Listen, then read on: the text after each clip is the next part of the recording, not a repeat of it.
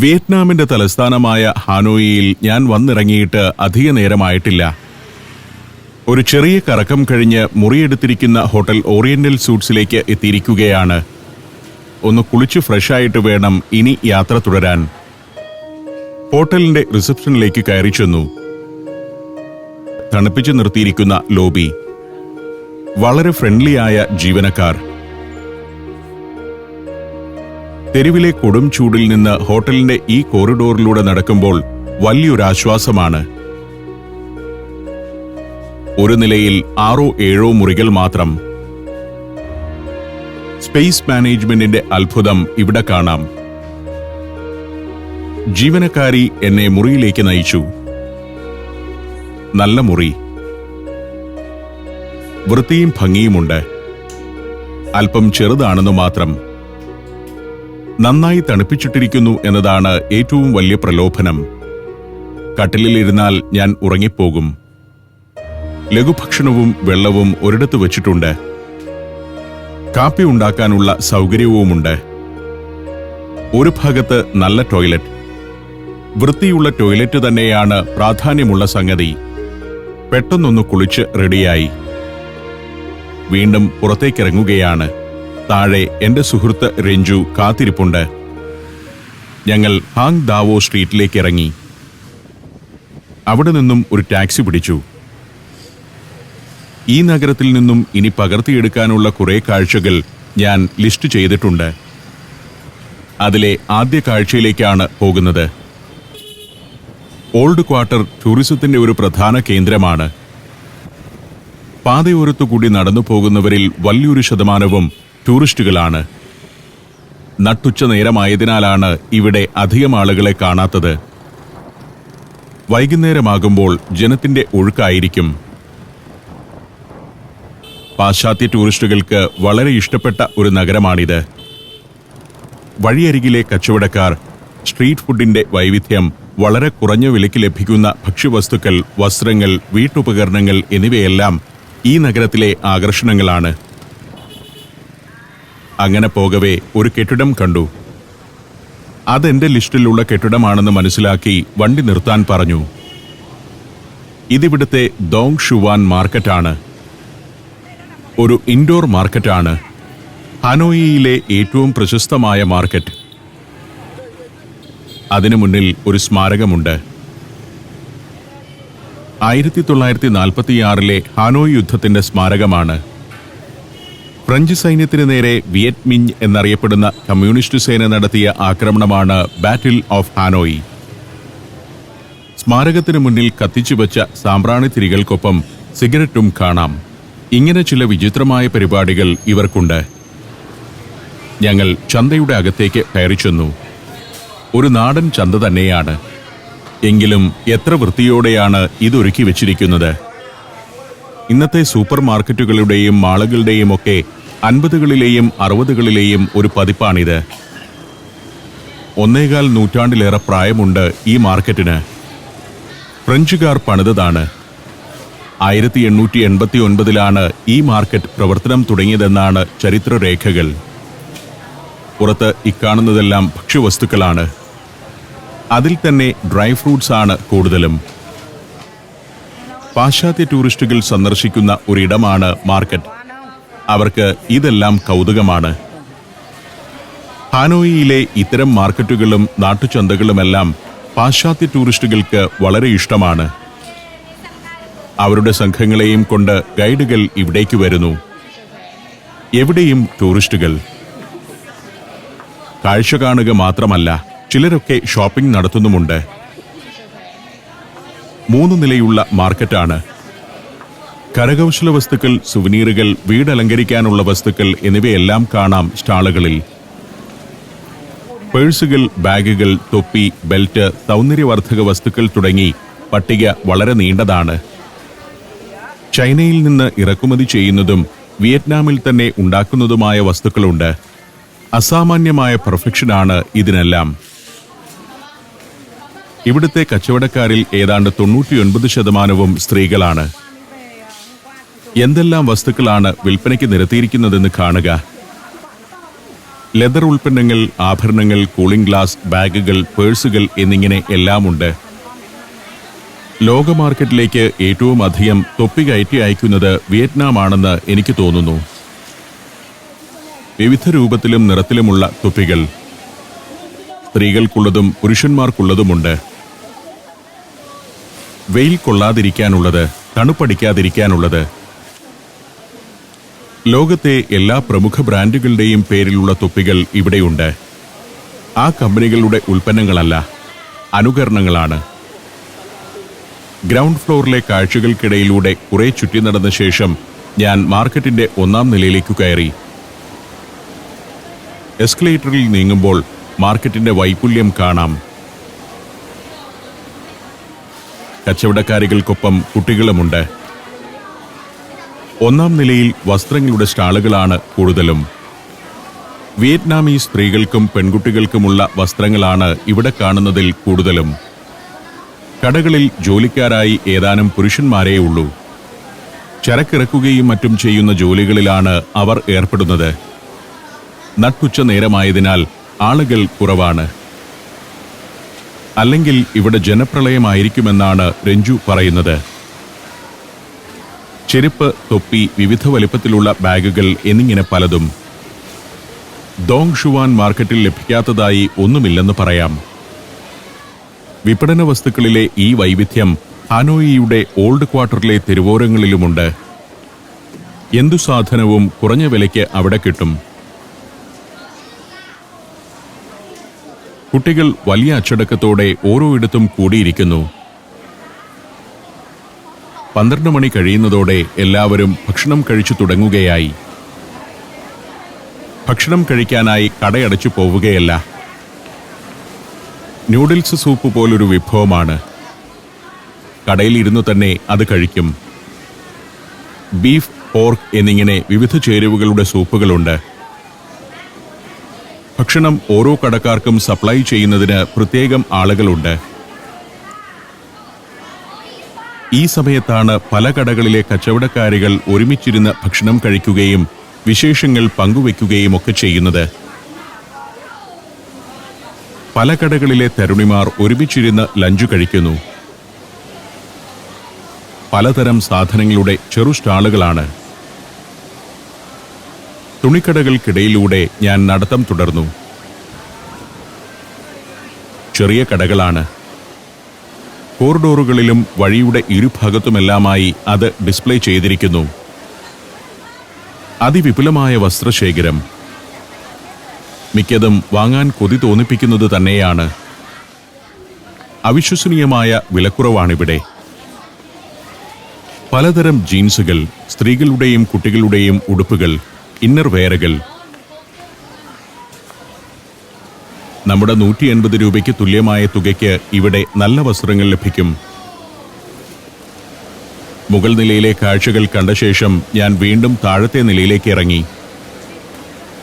ബാഗുകളുടെയും പല വലിപ്പമുള്ള ബ്രീഫ് കേസുകളുടെയും കച്ചവടമാണ് ഇവിടെ. വേറൊരു ഭാഗത്ത് കരകൗശല വസ്തുക്കളുടെ വിൽപ്പനയാണ്.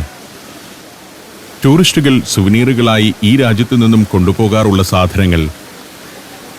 എല്ലാറ്റിനും നല്ല പെർഫെക്ഷനും വ്യത്യസ്തതയുമുണ്ട്. തൊപ്പികളും മറ്റും ബണ്ടിൽ കണക്കിന് വാങ്ങിക്കൊണ്ടു പോകുന്ന ആളുകളെ കാണാം. ഇതൊക്കെ വിയറ്റ്നാമിന്റെ തന്നെ മറ്റു ഭാഗങ്ങളിൽ നിന്ന് ഷോപ്പിങ്ങിന് വരുന്നവരാണ്. ഒരു ഭാഗത്ത് ഉൽപ്പന്നങ്ങൾ വലിയ ബണ്ടിലുകളാക്കുന്നു. വിയറ്റ്നാമിന്റെ തന്നെ മറ്റു ഭാഗങ്ങളിലെ ചെറുകിട കച്ചവടക്കാർക്ക് വേണ്ടിയുള്ളതാണ്. ഹാനോയിൽ നിന്നും ഇത് ലോറിയിലോ ബസ്സിലോ കയറ്റി അയക്കും. അതിന്റെ പാക്കിംഗ് തകൃതിയായി നടക്കുന്നുണ്ട് ഒരു ഭാഗത്ത്. ഗ്രാമങ്ങളിൽ നിന്നും മറ്റും വരുന്നവരാകാം. തൊപ്പിക്കച്ചവടക്കാർ പലയിടത്തുമുണ്ട്. ഞാനും വാങ്ങി ഏതാനും തൊപ്പികൾ. ഇവിടെ 2 പേർ ഉച്ചഭക്ഷണത്തിന് വട്ടം കൂട്ടുകയാണ്. ചെറിയ സ്റ്റൂളുകളിലാണ് ഇരിക്കുന്നത്. ഒരു കോപ്പയിൽ സൂപ്പോടു കൂടിയ നൂഡിൽസ്. അതിൽ അല്പം ഇറച്ചിയുമുണ്ടാകും. നല്ല രുചികരമായ വിഭവമാണ്. ഇങ്ങനെ ചില ഫുഡ് സപ്ലയർമാരുമുണ്ട് ഇവിടെ. നല്ല പ്രായത്തിൽ ഇവിടുത്തെ കച്ചവടക്കാരിയായിരുന്നിരിക്കാം ഈ സ്ത്രീ. ഇപ്പോഴത്തെ ജോലി കച്ചവടക്കാർക്ക് ഭക്ഷണം സപ്ലൈ ചെയ്യലാണ്. ഒരു ഭാഗത്ത് 4 പേർ ഇരുന്ന് ഉച്ചഭക്ഷണം കഴിക്കുകയാണ്.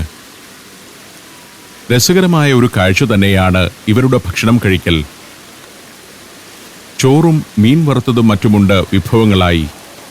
ചോപ്സ്റ്റിക്ക് കൊണ്ട് എങ്ങനെയാണ് ചോറ് കഴിക്കുക എന്ന് അത്ഭുതപ്പെട്ടു പോകും. ചോറാകട്ടെ മീനാകട്ടെ ചോപ്സ്റ്റിക്ക് കൊണ്ടെടുത്ത് ഒരു പാനീയത്തിൽ മുക്കിയാണ് കഴിക്കുക. ഒരുതരം സോസാണത്. പച്ചക്കറിയും മീനും ഇറച്ചിയുമെല്ലാമുണ്ട്. തരുണിമാർ വട്ടമിട്ടിരുന്ന് ഷെയർ ചെയ്താണ് അത് കഴിക്കുന്നത്. പല കടകളിലെ കച്ചവടക്കാരികളാണ്. എല്ലാ ദിവസത്തെയും പതിവായിരിക്കാം കൂടിയിരുന്നുള്ള ഈ ഭക്ഷണം കഴിക്കൽ. ചോപ്സ്റ്റിക്ക് കൊണ്ട് വളരെ ലളിതമായി എടുത്ത് സോസിൽ ഒന്ന് മുക്കി ചോറിനോടൊപ്പം കഴിക്കുന്നു. സ്റ്റിക്കുകൾ കൊണ്ട് ചോറ് ഇങ്ങനെയാണ് എടുക്കുക. 2 കോലുകൊണ്ട് എങ്ങനെ ചോറ് വാരി കഴിക്കാമെന്ന് ഇവിടെ കാണാം. ഇവരുടെ ചോപ്സ്റ്റിക് പ്രയോഗം കണ്ടിരിക്കുക രസമാണ്. 1-2 ദിവസം കൊണ്ട് നമുക്കും സ്വായത്തമാക്കാവുന്നതേയുള്ളൂ ചോപ്സ്റ്റിക്കിന്റെ ഉപയോഗം. പിന്നീട് നമ്മൾ കൈകൊണ്ട് ഭക്ഷണം വാരി കഴിക്കുകയുമില്ല. ലോകത്ത് അപൂർവം നാട്ടുകാർ മാത്രമേ കൈകൊണ്ട് ഭക്ഷണം വാരി കഴിക്കാറുള്ളൂ. Alaska, Romania, Austria, Slovakia, Phuket 5 രാജ്യങ്ങളിൽ നിന്നുള്ള അപൂർവ സുന്ദരമായ അനേകം കാഴ്ചകൾ. ഫുൾ HD-യിലുള്ള ഈ അപൂർവ ദൃശ്യയാത്രാ വിവരണ ശേഖരം സ്വന്തമാക്കാൻ 99544422 എന്ന നമ്പറിലേക്ക് സഞ്ചാരം എന്ന് SMS ചെയ്യൂ. എത്ര നടന്നാലും തീരില്ല മാർക്കറ്റിന്റെ വഴികൾ എന്ന് തോന്നും. ഷോപ്പിങ്ങിനായി പണവുമായിട്ടാണ് ഇവിടേക്ക് വരുന്നതെങ്കിൽ ലോഡ് കണക്കിന് സാധനങ്ങളുമായി മടങ്ങാമായിരുന്നു. വിയറ്റ്നാം നമ്മുടെ അടുത്ത പ്രദേശമായിരുന്നെങ്കിൽ മലയാളികൾ ഇവിടെ തന്നെ താമസമാക്കിയേനെ. കടകൾക്കിടയിലൂടെ ചെറിയ ഇടനാഴികളാണ്. അവിടെ കച്ചവടക്കാരികൾ കൂട്ടം കൂടിയിരിക്കുന്നു. ചില കടകളിലെ കാഴ്ച ഇതാണ്. വാച്ചുകൾ ആകർഷകമായ പല മോഡലുകളിലുള്ളവയുണ്ട്. ഇതൊക്കെ ചൈനയിൽ നിന്നും എത്തുന്നതാവണം. വലിയ വിലയുള്ള വാച്ചുകളല്ല. ഓരോ മോഡലിന്റെയും ഫോട്ടോ എടുക്കുന്നു ചിലർ. വിയറ്റ്നാമിലെ സ്ത്രീകൾ സുന്ദരിമാരാണ്. ഇതാണ് ഒരാൾക്കുള്ള ഉച്ചഭക്ഷണം. ചോറ്, പച്ചക്കറി, അല്പം ഇറച്ചി, സോസ്, 1 ഗ്ലാസ് കുടിവെള്ളവും. സ്ത്രീകൾ പലയിടത്തുമിരുന്ന് ചോപ്സ്റ്റിക്ക് കൊണ്ട് ഭക്ഷണം കഴിക്കുന്നു. ഉച്ചഭക്ഷണത്തിന്റെ നേരമാണ്. ഭക്ഷണം കഴിക്കാനായി പുറത്തുപോകുന്ന പരിപാടിയൊന്നുമില്ല.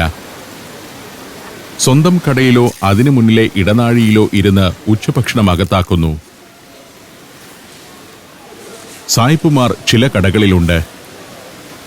ഉൽപ്പന്നങ്ങൾ തിരഞ്ഞെടുക്കുന്നു. വിയറ്റ്നാമീ സ്ത്രീകൾ വീരാംഗനമാരാണ്. അവരും കൂടി ചേർന്ന് യുദ്ധം നയിച്ചാണ് വലിയ സന്നാഹവുമായി വന്ന അമേരിക്കൻ പടയെ വിയറ്റ്നാമിൽ നിന്നും തുരത്തിയോടിച്ചത്. ഇന്നാകട്ടെ വിയറ്റ്നാമിന്റെ സാമ്പത്തിക രംഗത്തെ വളർച്ചയിലേക്ക് നയിക്കുന്നതിൽ സ്ത്രീകളുടെ കഠിനാധ്വാനത്തിന് വലിയ പങ്കുണ്ട്. ഇവിടെ പെൻസിൽ പോലൊരു സംഗതി കെട്ടുകളായി അടുക്കി വെച്ചിട്ടുണ്ട്. നമ്മുടെ നാട്ടിൽ കണ്ടിട്ടില്ലാത്ത ഉൽപ്പന്നങ്ങൾ, അടുക്കള ഉപകരണങ്ങളാണ് ഇതെല്ലാം. പലതരത്തിലുള്ള ചോപ്സ്റ്റിക്കുകളാണിത്. ചൈന, ലാവോസ്, കംബോഡിയ, തായ്ലാന്റ് എന്നിവിടങ്ങളിലെല്ലാം ചോപ്സ്റ്റിക്ക് കൊണ്ടാണ് ആളുകൾ ഭക്ഷണം കഴിക്കുക. ചോപ്സ്റ്റിക് പല രൂപത്തിലും വലിപ്പത്തിലുമുള്ളവയുണ്ട്. വില കൂടിയതും കുറഞ്ഞതുമുണ്ട്. വീണ്ടും വീണ്ടും ഉപയോഗിക്കാവുന്നതും ഒറ്റത്തവണത്തെ ഉപയോഗത്തിനുള്ളതുമുണ്ട്. പ്രൗഢിയും ആഢ്യത്വവുമുള്ളവയുണ്ട്. ടീ സെറിമണിക്കുള്ള പാത്രങ്ങളാണ് മറ്റൊരു കടയിൽ വിൽക്കുന്നത്.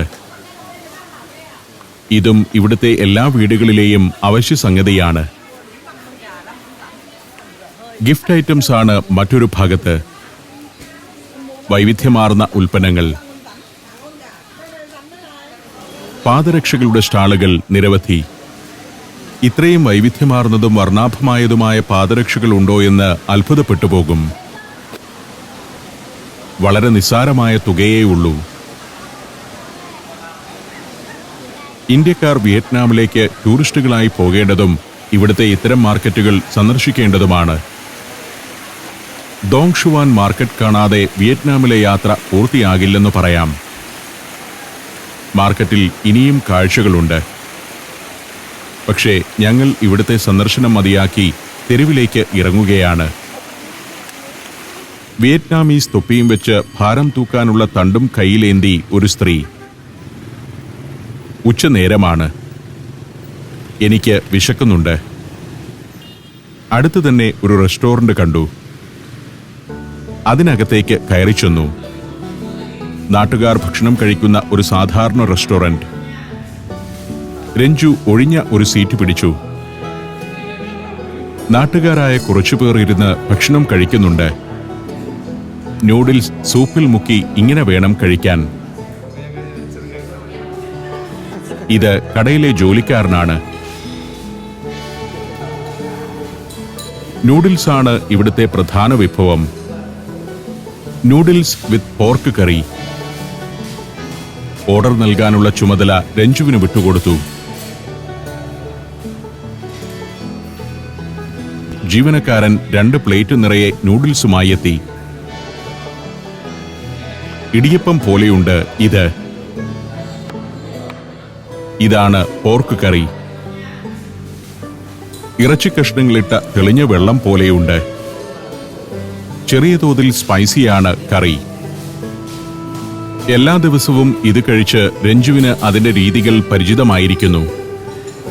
കഴിക്കേണ്ടത് ഇങ്ങനെയാണ്. ചോപ്സ്റ്റിക്ക് കൊണ്ടെടുത്ത് ചാറുകറിയിൽ ഒന്ന് മുക്കി ഇങ്ങനെ കഴിക്കാം. പച്ചവെള്ളത്തിൽ മുക്കിയാണ് കഴിക്കുന്നതെന്ന് തോന്നും. അല്പം എരിവും പുളിയുമൊക്കെ ഉള്ളതാണ് കറി. ഭക്ഷണം കഴിച്ച് ഞങ്ങൾ പുറത്തിറങ്ങുമ്പോൾ ഒരു സൈക്ലോക്കാരനുണ്ടിവിടെ. ഇതാണ് ഇവിടുത്തെ സൈക്കിൾ റിക്ഷ. പുറകിലിരുന്ന് റിക്ഷക്കാരൻ സൈക്കിൾ ചവിട്ടും. മുന്നിലാണ് യാത്രക്കാർ ഇരിക്കുക. അടുത്തതായി ഞങ്ങൾക്ക് പോകേണ്ടത് ഹൊവാലോ എന്ന ജയിൽ കാണാനാണ്. ഫ്രഞ്ചുകാരുടെ കാലത്ത് നിർമ്മിച്ച ജയിലാണത്. അതെവിടെയാണെന്ന് റിക്ഷക്കാരനറിയാം. എങ്കിൽ ഈ സൈക്ലോയിൽ തന്നെ പോകാമെന്ന് ഞാൻ പറഞ്ഞു. മുന്നോട്ട് തിരിഞ്ഞിരുന്ന് ഷൂട്ട് ചെയ്യാനും സൗകര്യമാണ്. കുറച്ചുനേരം റിക്ഷക്കാരനും രഞ്ജുവും തമ്മിൽ വിലപേശലുണ്ടായി. ഒടുവിൽ അവർ ഒരു ധാരണയിലെത്തി. ഞാൻ മാർക്കറ്റിൽ നിന്നും വാങ്ങിയ തൊപ്പിയാണ് രഞ്ജുവിന്റെ കൈവശം. ഞങ്ങൾ സൈക്ലോയിൽ കയറി. മാർക്കറ്റിന് മുന്നിൽ നിന്നും യാത്ര പുറപ്പെട്ടു. ഇടുങ്ങിയ തെരുവുകളാണ്. ഹാനോയുടെ ഓൾഡ് ക്വാർട്ടറിലുള്ളതെല്ലാം ഇടുങ്ങിയ തെരുവുകളാണെങ്കിലും ഒരിടത്തും ട്രാഫിക് ബ്ലോക്കില്ല. അനുവദനീയമായ തോതിലെ വാഹനങ്ങൾ ഇതുവഴി ഓടുന്നുള്ളൂ. ഒരിടത്തും വാഹനങ്ങൾ ബ്ലോക്ക് ചെയ്തിരിക്കുന്നത് കാണുന്നില്ല. നമ്മുടെ പട്ടണങ്ങളിലെ ഇടുങ്ങിയ തെരുവുകളുടെ അവസ്ഥ ഇതാവില്ല. തിങ്ങി നിറഞ്ഞ വാഹനങ്ങളും ഹോണടിയുമെല്ലാമായി ആകെ ബഹളമയമായിരിക്കും. ആർട്ടിഫിഷ്യൽ പ്ലാന്റുകളുടെ കടകളാണ് ഒരു തെരുവിൽ. മറ്റൊരു തെരുവ് മുഴുവൻ ചെരുപ്പ് കടകളാവും. ഉച്ചനേരമായതിനാൽ വഴിയോരത്തിരുന്ന് നാട്ടുകാർ ഭക്ഷണം കഴിക്കുന്നു. ചെറിയ സ്റ്റൂളിലിരുന്നാണ് ഇന്നാട്ടുകാർ ഭക്ഷണം കഴിക്കുക. രാത്രിയിൽ ഇവിടമെല്ലാം ആഘോഷവേദികളാവും. കുറെ കടകൾക്ക് മുന്നിൽ ചൈനീസ് റാന്തലുകൾ തൂങ്ങുന്നു. ചൈനീസ് ന്യൂ ഇയർ കാലത്താണ് റാന്തലിന്റെ കച്ചവടം വർദ്ധിക്കുക. ഇവിടെയൊക്കെ ടൂറിസ്റ്റുകൾക്ക് താമസിക്കാവുന്ന ചെറു ഹോട്ടലുകളുണ്ട്. 1000 വർഷം മുൻപ് നഗരത്തിലെ കമ്പോളമായി വികസിച്ച പ്രദേശമാണ് ഇന്ന് ഈ കാണുന്ന ഓൾഡ് ക്വാർട്ടർ. ലീ രാജവംശം വിയറ്റ്നാം ഭരിച്ചിരുന്ന കാലമായിരുന്നു അത്. ചക്രവർത്തിയുടെ നിർദ്ദേശപ്രകാരം അന്നിവിടെ പല തെരുവുകൾ രൂപപ്പെടുത്തുകയായിരുന്നു. ഓരോ തെരുവിലും ഓരോ പ്രത്യേക ഉൽപ്പന്നത്തിന്റെ നിർമ്മാണവും കച്ചവടവുമാണ് നടന്നിരുന്നത്. ചെമ്പുപാത്രങ്ങൾക്കായി ഒരു തെരുവ്, ലെതർ ഉൽപ്പന്നങ്ങൾക്കായി മറ്റൊന്ന്, മരപ്പണിക്കാർക്ക് വേണ്ടി വേറൊരു തെരുവ്. ഈ വിധം കൃത്യമായ ആസൂത്രണത്തോടെ തന്നെയായിരുന്നു പണ്ട് ഇവിടുത്തെ തെരുവുകൾ രൂപപ്പെടുത്തിയിരുന്നത്. അക്കാലത്ത് ചൈന, ജാവ, സയാം എന്നിവിടങ്ങളിൽ നിന്നും കച്ചവട സംഘങ്ങൾ ഈ തെരുവുകളിൽ വന്ന് തമ്പടിച്ചിരുന്നുവെന്നും ചരിത്രം. 2010 ഓൾഡ് ക്വാർട്ടറിന്റെ 1000ാമത് വാർഷികം ഇവിടെ വിപുലമായി ആഘോഷിച്ചിരുന്നു. ഇപ്പോൾ നഗരത്തിലെ ഏറ്റവും പ്രമുഖമായ ടൂറിസം കേന്ദ്രം കൂടിയാണ് ഓൾഡ് ക്വാർട്ടർ. വലിയ തോതിൽ വ്യാപാരം ഇപ്പോഴും നടക്കുന്നുണ്ടിവിടെ. താഴത്തെ നിലകളിൽ കടകളാണെങ്കിൽ മുകൾ നിലയിൽ ഓഫീസുകളും കുടുംബങ്ങളുടെ വാസയിടങ്ങളുമെല്ലാമാണ്. പഴമയുടെ കാഴ്ചകൾ ധാരാളമുള്ള ഒരു നഗരഭാഗം. അതിന്റെ തെരുവുകളിൽ ഞങ്ങൾ സഞ്ചാരം തുടർന്നു.